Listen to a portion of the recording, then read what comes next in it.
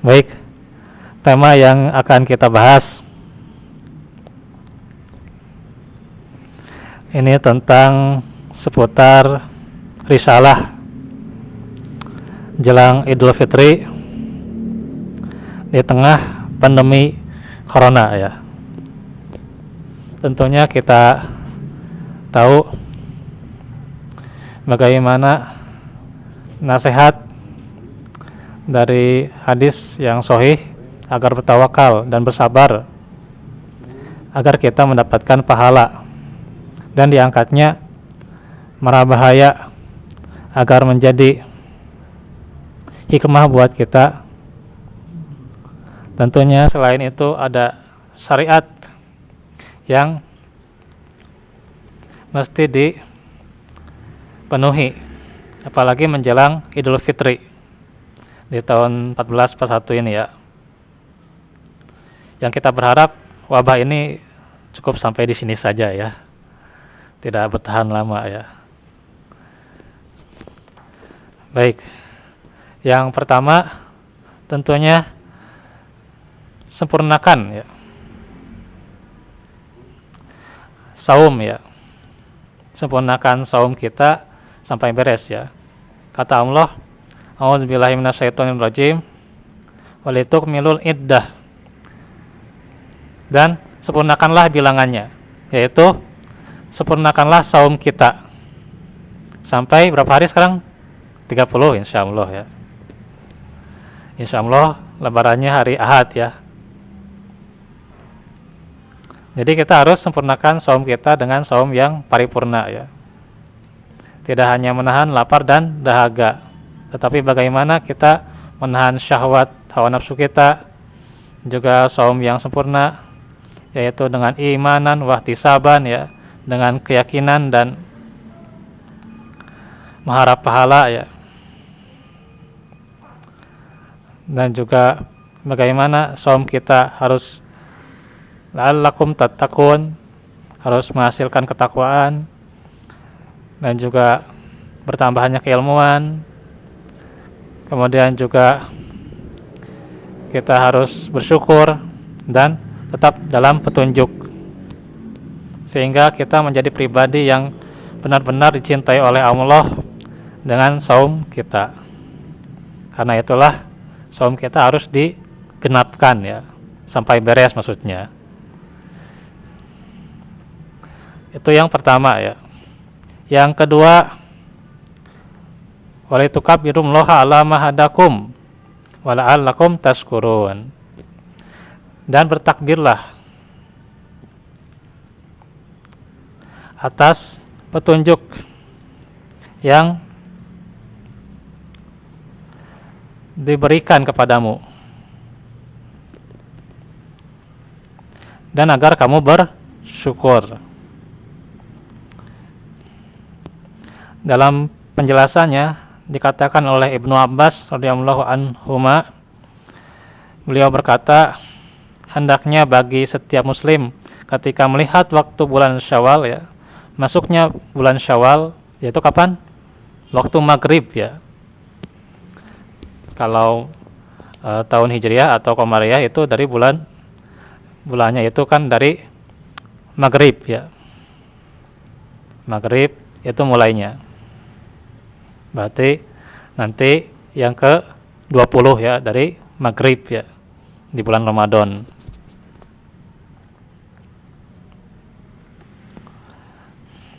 Agar mereka bertakbir mengagungkan nama Allah sampai berakhirnya waktu Id. Hal ini berdasarkan firman Allah, walitukabbirullaha ala ma hadakum. Dan juga penafsiran yang lain ya. Ini penafsiran yang agak panjang, tapi kita ambil dulu yang sesuai yang kita bahas ya, yaitu mengagungkan Allah dengan ibadah dan zikir ya. Diriwayatkan sebagian salaf melantunkan takbir di dalam Idul Fitri, ya, di malamnya ya. Ketika melihat hilal Syawal, mereka bertakbir hingga keluarnya imam untuk sholat Id. Ini dalam Subdatut Tafsir min Fathil Qadir, Syekh Dr.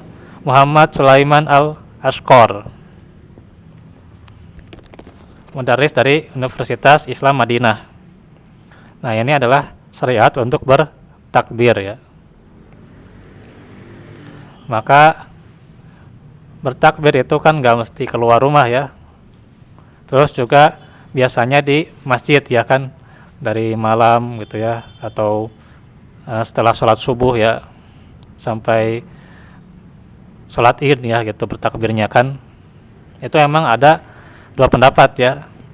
Emang di Persatuan Islam dari setelah sholat subuh ya, dari keluar rumah kan sholat subuh masuk ke rumah lagi, atau sholat subuh selesai itu pembagian zakat, kemudian ke rumah lagi, kemudian sambil bertakbir ya sampai sholat id. Kalau secara umum itu dari malam ya, dari maghrib gitu ya, atau isya gitu ya, bertakbir, tapi tidak semalam suntuk ya. Tunduh hatunya semalam suntuk namanya mual kuat sholat idna gitu. Nah itu ya, karena itu bertakbir ya disunahkan dengan lafaz Allahu Akbar, Allahu Akbar, La ilaha illallah, wa Allahu Akbar, Allahu Akbar, walillahil hamdu. Ya, Allah Maha Besar, Allah Maha Besar, tiada ilah yang berhak disembah selainnya, dan Allah Maha Besar, Allah Maha Besar, dan segala puji baginya. Itu dalam berbagai lafaz ya, ada yang Allahu Akbarnya yang ketiga 2 kali, itu berbagai lafaz ya. Cuman itu yang saya bacakan aja dulu ya.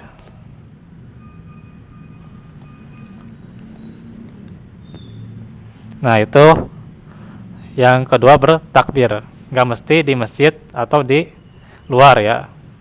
Kalau masa-masanya seperti ini kan takbiran, kalau di surat kementerian itu di rumah ya takbirannya, boleh-boleh saja kalau takbiran di rumah, karena nggak terkait dengan tempat ya.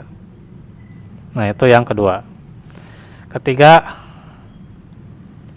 pembagian zakat ya. Nah ini yang belum berzakat segera ya, karena kita dituntut untuk zakatul fitri ya, di menyempurnakan saum kita ya, sebagai kafarroh, penyuci dari dosa kita ya.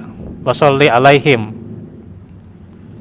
Dan setelah itu bagaimana dalam proses berzakat itu ada didoakan ya untuk si penerima. Nah kalau zakat itu kan walaupun tidak wajib ya, kita ada ijab qabul ya, tidak wajib. Itu mah cuman adab sunnah ya, bukan syarat ya. Karena di kementerian itu suratnya harus transfer ya gitu. Kalau transfer mungkin bisa kirim sharing-sharing gitu ya, sharing nanti doanya seperti ini gitu, tinggal diucapkan gitu ya lewat HP gitu ya. Yang masalahnya kalau lupa gitu ya, lupa berdoanya itu langsung diterima itu aja ya. Tapi daya itu bukan syarat ya, bukan kewajiban ya, itu hanya sunnah saja, tidak apa-apa ya. Walaupun faedahnya tinggi ya, inna sholataka sakanul lahum ya gitu. Nanti akan bermanfaat ya sholat kita, sholawat kita itu ya, sholawat kita itu, doa kita akan bermanfaat bagi mereka yang berzakat. Zakat ya seperti biasa dengan 2,5 kg ya, kalau diuangkan itu 30.000 ya di kita ya. Itu ya kalau misalnya di sini ada amilinnya ya silahkan gitu ya, kasih ke amilin, kemudian amilinya mendoakan, menerima, kemudian ijab qabul silahkan gitu. Lewat transfer silahkan, tapi nanti ijab qabulnya ya kirim aja gitu ya. Misalnya bisa lewat voice note ya, WA kan bisa diucapkan gitu, bisa. Aplikasi WA ada voice note-nya kan, diucapkan nanti saya terima zakat dari si fulan atau si fulanah gitu ya, atau dari keluarga anu gitu ya. Nanti terus akan saya salurkan gitu ya, salurkan ke yang hak gitu ya gitu. Nah itu bisa gitu. Tapi jangan lupa ya gitu. Kalau mau mengamalkan sunnahnya gitu ya, jangan lupa. Nah itu tentang zakat ya, seperti biasa. Pembagiannya bagaimana? Ya afdolnya ya qabla khurujin nas ila sholah ya gitu. Sebelum manusia keluar untuk mendirikan sholat, yaitu afdolnya. Ya kalaupun misalnya kita kondisinya tidak bisa jauh ya, yang terdekat aja kan pasti masih ada yang butuh ya. Banyak yang butuh yang terdekat gitu. Jangan yang jauh-jauh, bisa kalaupun ada bahaya virus kan itu tidak bisa terprediksi itu ya. Hati-hati ya, kita jangan menentang ya, jangan membangkang gitu. Coba yang dekat-dekat dulu gitu ya, atau misalnya melalui transfer kalau uang ya. Kalau beras ya dikirim boleh, misalnya melalui JNE gitu ya, atau melalui JNE make itu bisa iya nya. Tapi kan memang kondisional ya gitu. JNE mah kan tergantung no bisa sapoe berarti bisa gitu nya, no sapoe mah gitu. Tapi kalau yang tidak bisa sepoenya, oke, bisa jadi sodakoh gitunya, gitu. Ya tergantung ya. Kalau zakat beras ya 2,5 kilogram gitu ya. Ya. Terus nanti bagaimana misalnya pembagiannya ya seperti biasa aja gitu, yang terdekat gitu kan, atau lewat jasa pengiriman itu pun kalau sampai ya. Waktunya ya kalaupun misalnya di malam Idul Fitri ketika 1 Syawalnya, ketika takbiran berlangsung ya silakan dibagikan gitu ya. Kalau afdolnya ya qabla khurujin nas ila sholah, yaitu sebelum sholat Id, yaitu sebelumnya. Kalau sesudah ya jadi sodakoh gitu. Kecuali bagi yang lupa ya, lupa berzakat ya, dia bayar sesudahnya nggak apa-apa ya, insya Allah jadi zakat ya. Insya Allah ya, itu menurut pendapat Ustadz Zulkarnain ya, M. Sunusi hafizahullah. Nah terakhir ya, tentang sholat Id. Nah ini pembahasannya emang perlu pembahasan terperinci ya. Ya kalaupun untuk pembahasan yang singkat, saya hanya mengemukakan, membacakan dalil-dalilnya.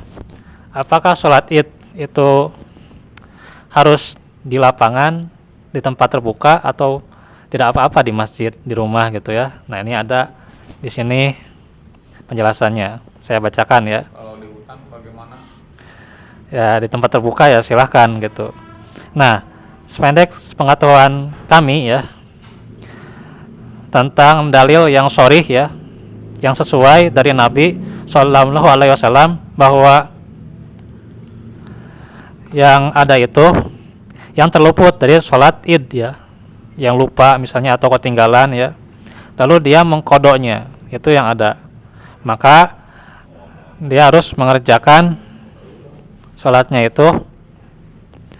Sebagian ulama memandang ketika sholat Id terluput dari sholat Id berjamaah itu ya, jadi dia tidak sholat Id berjamaah, lupa atau ketiduran atau bagaimana gitu ya, ketinggalan gitu, maka gugur ya pelaksanaan sholat Id pada dirinya. Atas pendapat yang mengatakan itu hukumnya sunnah, maka ia tidak berdosa ya. Sampai pun jika dipilih pendapat fardu kifayah ya, ia tetap tidak berdosa karena sudah diwakili ya. Kan kalau kifayah sudah diwakili oleh penduduk setempat ya, oleh muslim yang lainnya. Sekalipun tentunya ia kehilangan keutamaan yang besar jika tanpa uzur ya. Namun jika uzur yang syar'i, maka ia mendapatkan pahala yang sempurna. Imam Ibnu Utsaimin dalam Syarhul Mumti ya mengatakan, nih adapun sholat Id disyariatkan, diselenggarakan secara berjamaah. Jika ia terluput, maka tidaklah dikodok, kecuali dengan dalil yang menunjukkan adanya kodok jika terluput. Jadi maksud beliau, penetapan kodok untuk sholat Id bagi yang terluput mestilah punya landasan hukum ya, pembuat syariat atau dari Nabi misalnya, hadisnya gitu ya. Terus dan dalam kasus kita tidak ada dalilnya dari Allah dan Rasulnya ya, mohon maaf nih ya yang mau sholat Id di rumah ya gitu.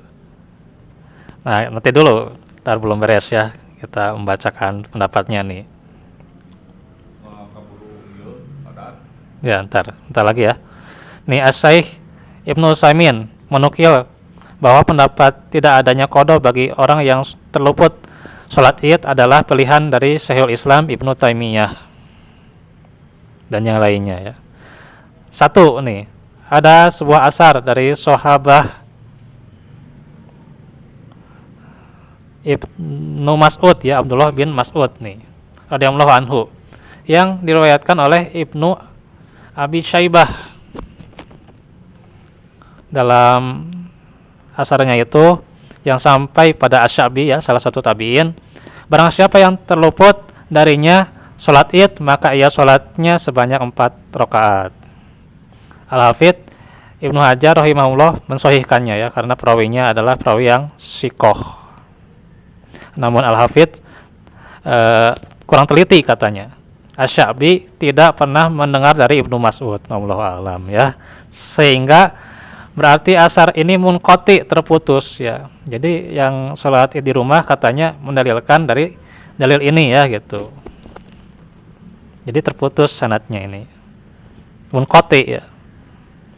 Sebagaimana penelitian Imam Syekh Al-Albani ya, dalam kitab Irwaul Ghalil ya. Jadi asar ini dhaif ya, tidak bisa dijadikan hujjah.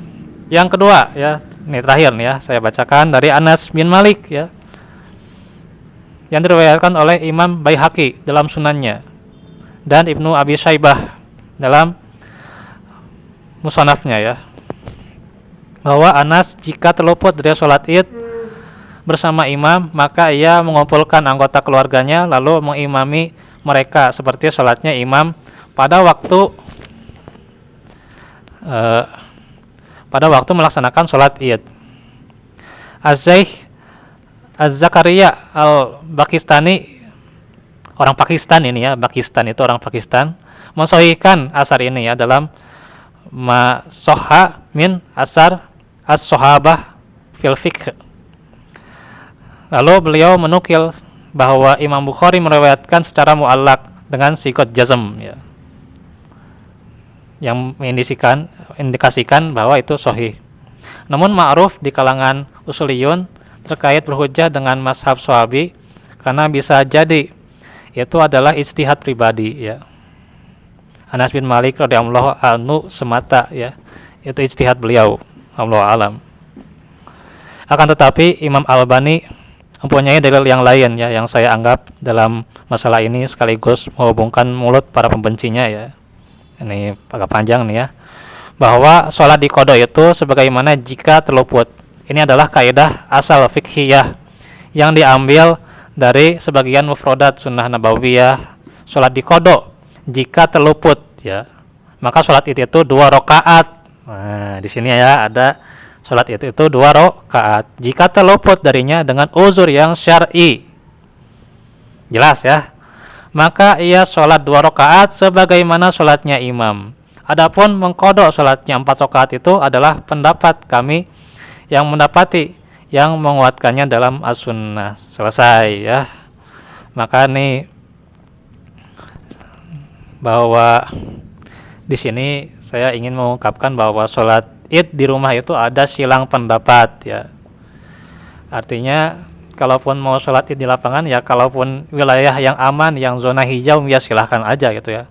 Zona hijau nggak dilarang ya, sholat id di lapangan silahkan gitu. Tetapi ya kalaupun yang berjarak itu ada silang pendapat juga dari para sahabat ya, dari para salaf ya, maaf dari para salaf ya maksud saya, dari para salaf ya, kalaupun kita mengambil yang tidak berjarak ya silahkan aja gitu ya, yang lebih kuat ya insya Allah. Terus juga sholat idnya misalnya di masjid, nah itu dalilnya doif ya, yang mengkiaskan kalau sholat id di masjid karena hujan ya, dikiaskan karena wabah gitu ya, itu doif ya. Nah kalau mau yang di rumah itu bisa juga ya. Ini dikatakan juga oleh Syekh atau guru kita ya, Ustadz Firanda ya, terus juga Ustadz Zulkarnain dan yang lainnya ya, itu mengatakan fatwa demikian ya. tentunya kalau kita berpendapat itu sunnah, maka ya tidak apa-apa tidak diamalkannya sholat id itu ya. Tetapi yang memang lebih kuatnya itu sholat id itu adalah fardu kifayah ya, fardu kifayah. Hanya saja tentu kalau kita ingin lihat keadaan zaman sekarang, ya sudah, kita jangan jadi terpecah belah lah gitu lah atas dari pendapat seperti ini gitu ya. Nanti misalnya dikatakan, oh sholat id di rumah mana hadisnya, ya kan gitu kan, suka ada pertanyaan seperti itu ya. Ya entahlah dia maksudnya berdebat atau apa gitu ya. Jangan jadi seperti itu ya. Kita harus saling menghormati ya. Para sahabat saja kan ini berijtihad itu saling menghormati ya. Nah ini apalagi kita ya, yang ilmunya masih kurang, ilmunya sangat sedikit, ya kita harus menghormati setiap pendapat selama ada rujukannya yang sahih. Dan ini sudah dibacakan, ada yang sahihnya ya, insya Allah gitu ya. Kalau kurang puas ya tentunya tinggal tanya aja pada diri kita gitu ya, apakah ilmu kita itu sudah cukup gitu ya untuk mendebat itu. So gitu ya, ilmu kita hafal Quran aja masih kuat atau tidak? Tidak kan, masih lemah. Nah itu ya, nah gitu, tinggal tanya aja pada diri kita gitu ya. Makanya kita jangan memancing perpecahan dalam keadaan seperti ini ya, termasuk tentang sholat berjarak ya, seperti itu ya, jangan memancing perpecahan, harus husnuzon, harus husnul khotimah gitu ya.